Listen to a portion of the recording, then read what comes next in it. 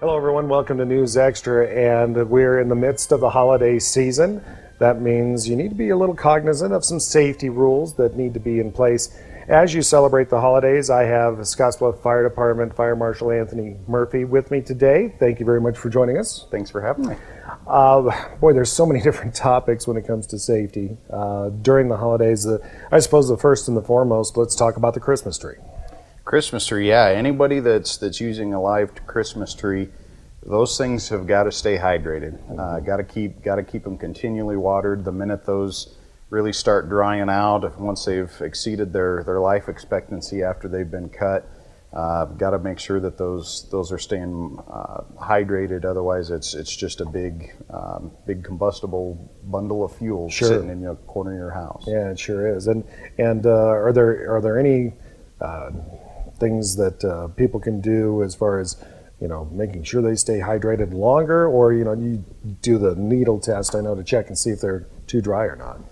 A couple of the common methods I see is making sure when you first get that Christmas tree to make sure it's freshly cut. Yeah, a new cut. So a new cut on the end of that tree to make sure that you open the pores back up so it'll uptake that water. Mm-hmm. I've also seen the little watering globes that you can put in there to keep an eye and make sure that globe has water in it still. Sure. So you can kind of tell how much is left in the base of that tree. Oh yeah, definitely. Now, of course, with Christmas trees, you don't necessarily have problems with lights, but you can if you happen to put too many strings together on a single circuit.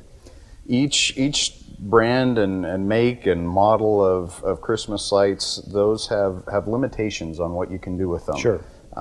We look at indoor versus outdoor. Don't use those outdoor only ones inside. Making sure that you don't have too many strands plugged end to end to end. Yeah. Just because they're not designed to handle that amount of amperage through those cord sets. Mm-hmm. Also looking at the type of extension cord, in addition to not only the type of light, but the type of cord that they're plugged in with. Not using the indoor cord outdoors or vice versa. Yeah. Making sure that I always like using the indoor/outdoor ones. That way there's no question. So what's the actual difference between an indoor and an outdoor cord? Biggest difference is how they're built, how they're insulated, okay. How they're designed to, any type of flexible cord is designed to be able to give off heat mm-hmm. off the length of it to maintain its own temperature, make sure it maintains itself at a cool, safe level. Okay. And it's chiefly the type of insulation that's in those wires that makes the biggest difference between the two. Okay. Well, there's other safety tips that we need to talk about.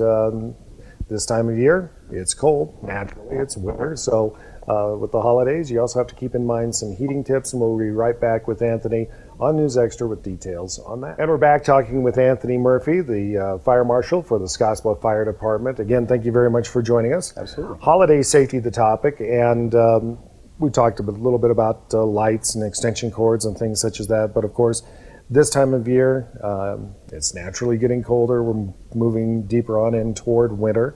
So people need to be a little bit cognizant of how they use, I should say, auxiliary heat or extra heating sources in their homes and around their properties. Mm-hmm, mm-hmm. We've had some recent reminders locally, unfortunately, about space heater safety. So mm-hmm. we want to be proactive on that and make sure that everybody's keeping at least 3 feet of clear space around those space heaters if you're going to use them. Make sure that they're plugged directly into the wall. Don't use an extension cord for any space heater, whether it's the infrared, the little taller freestanding ones, any of those. Plug them directly into the wall. Make sure you keep good clear space around them. The other thing that I like to throw out too, a common thing that we see is people, you have all this leftover wrapping paper, the natural, well, I've got a fireplace, let's throw it in there to get rid of it. Sure. That stuff burns very dirty, very sooty. So I want to remind folks, if you're firing up your fireplace this time of year, make sure it's gotten that annual chimney inspection. I was going to say, that is something that needs to take place every year. Now, generally the problem with those is the creosote buildup. Are there, and there's all kinds of things out there that people can burn in their fireplaces. for warmth or just ambiance. Are there some things that maybe put more deposits, such as creosote, in the chimneys compared to others? Absolutely. Making sure you're using clean, dry firewood. A lot of the softer woods have a lot higher wax content or sap content in them.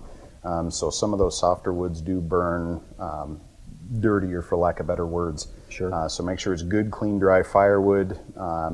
Even at that, nothing, even those, I know they make cleaning logs that you can Sure. burn. In my mind, nothing can truly replace a good quality chimney inspection every year. Yeah, and a good chimney sweeping, if you will, that can take place.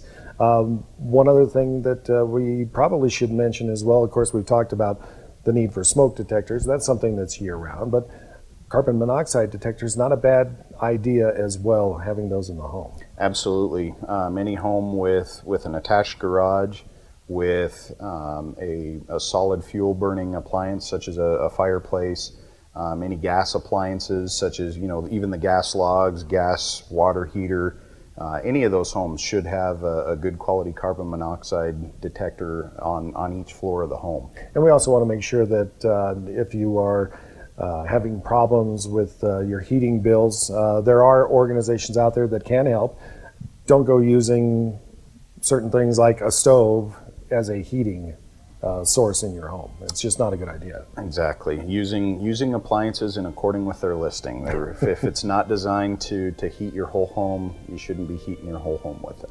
Yep. And just some fire safety tips for the holidays, as we want to make sure that everybody has a safe and happy holiday season this 2019. Anthony, thank you very much for joining us today. Thank you and happy holidays.